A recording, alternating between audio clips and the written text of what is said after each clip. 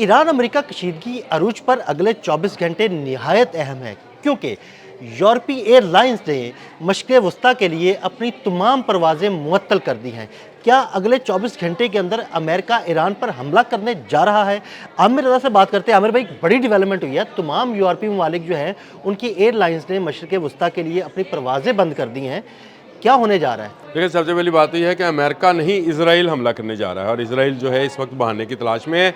International media में Europe ने इस तरह से कहीं हलचल मचा दी और जंग जो है वो ऐसे लग रहा है जैसे अगले चंद घंटों में शुरू होने वाली है, क्योंकि जो मिडल ईस्ट की तरफ जाने वाली तमाम एयरलाइंस हैं, यूरोपियन एयरलाइंस, उन्होंने अपनी परवाज़ें बंद कर दी हैं। चाहे वो लुफ्तांज़ा है, चाहे वो एयर कनाडा है, चाहे वो KLM है जो नीदरलैंड की है। ये तमाम एयरलाइंस जो हैं इन्होंने अपनी अपनी परवाज़ें मिडल ईस्ट के लिए बंद कर दी हैं और कहा है कि ये अगले 24 घंटे के लिए बंद रहेंगी।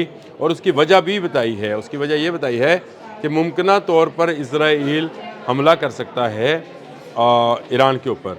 लेकिन इससे बड़ी बात यह है कि जो अब्राहम लिंकन निकाला गया था वो अगले 24 घंटों में पहुंच रहा है, यानी कल वो खलीज फ़ारस में पहुंच जाएगा। मैंने कल बताई थी खबर आपको कि खलीज अमान में पहुंच चुका है और वहां से वो अपना सफ़र का आगाज़ कर चुका है। तो इसका मतलब ये है कि अगर ये पहुंच जाता है खलीज फ़ारस में तो ईरान पर हमला हो सकता है और इसके जवाब में ईरान किस पर हमला कर सकता है? इजराइल पर। और ये सारा के सारा इलाका जो है मिडल ईस्ट से होकर गुजरेगा, यानी इराक, उर्दन, शाम, सऊदी अरब, ये कुवैत, ये तमाम ममालिक जो हैं उसकी जद में आ सकते हैं। इजराइल तो इनके दरमियान में जाकर फ़लस्तीन में कहीं बैठा हुआ है। तो ये वो मामला है जिसको लेकर मैं ये समझता हूँ कि अगले चंद घंटे बहुत अहम है। यूरोप ने और कनाडा ने ऐसे ही अपनी फ़्लाइट जो हैं उनको बंद नहीं किया है। ख़तरा जो है सरों पे मंडला रहा है और ये ईरान के सर पे मंडला रहा है, ख़ासकर इब्राहिम लिंकन के आने के बाद। और इजराइल की तरफ से हमला होगा, ये बड़ी अजीब सी बात है। और इसको मैं ये समझता हूँ कि जुमे को, कल जुमा था, कल तुर्क वज़ीर ख़ारजा ने ये बयान दिया था कि इजराइल, हम ये समझते हैं कि इजराइल कोई मुतबादल रास्ता अख्तियार करेगा। ये बयान बड़ा ज़ूमनी है। मुतबादल रास्ते से मुराद ये है कि मुज़ाकरात का रास्ता अख्तियार करेगा, आपस में कोई इनके जो है जंग की सूरत हाल नहीं होगी। लेकिन इसके फ़ौरी बाद, इस बयान के आने के फ़ौरी बाद, क्योंकि डिप्लोमेटिक लैंग्वेज में ये धमकी थी बिल्कुल कि इजराइल कुछ ना कुछ करने जा रहा है, यानी धमकी तुर्क वज़ीर ख़ारजा ने नहीं दी, लेकिन उन्होंने इंतबा जिसको कहते जारी कर दिया, या ये वो इंतबा निशानदही कर दी। तुर्की के जरिए यहाँ तक पहुँचा। निशानदही कर दी, आप इसको यूँ समझ लें, निशानदही कर दी कि यहाँ से कोई शरारत हो, यहाँ से जंग का आगाज़ किया जा सकता है। देखें, अमेरिका डेस्परेटली इस वक्त मुख्तलिफ़ इलाकों में अपनी एयर बेसिस चाहता है। मैंने आपको कल खबर दी थी कि F-15 ईगल का पूरा स्क्वाड्रन जो है 40 जहाज़ों का उसने उर्दू में उतारा हुआ है। बिल्कुल ऐसे ही। और उसी तरह उसने अपना जो सबसे बड़ा बहरी बेड़ा है, जहाज़ बरदार यानी फ़ाइटर प्लेन बरदार, वो उसने खलीज फ़ारस के लिए भेज दिया है।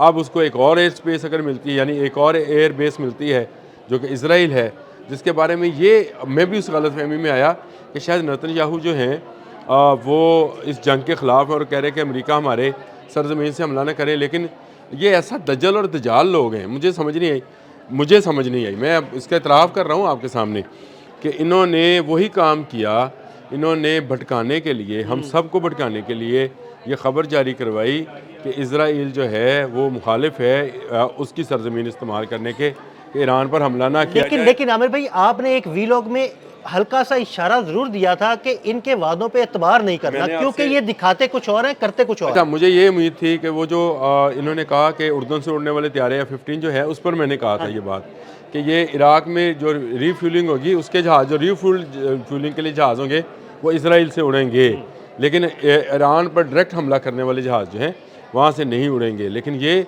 बात तय है कि अगर ईरान पर हमला होगा तो ईरान इसका जवाब जो है वो इजराइल में या अब्राहम लिंकन को जो है तबाह करने पर दे सकता है। ये एक अलग चीज़ है कि उसके पास ऐसा कौन सा मिसाइल है जो इब्राहिम लिंकन के लिए। आमिर भाई, दो स्टोरीज हैं, वो मैं दोनों आपसे अलग डिस्कस करना चाहता हूँ इस वीडियो के अलावा। एक तो ईरान का दिफा कैसे करेगा, और बरतानिया ने अपने कुछ तैयारे कतर भेज दिए। मैं वो भी बताता हूँ, लेकिन आपको इस वक्त जो है एयर स्पेस बंद है जी।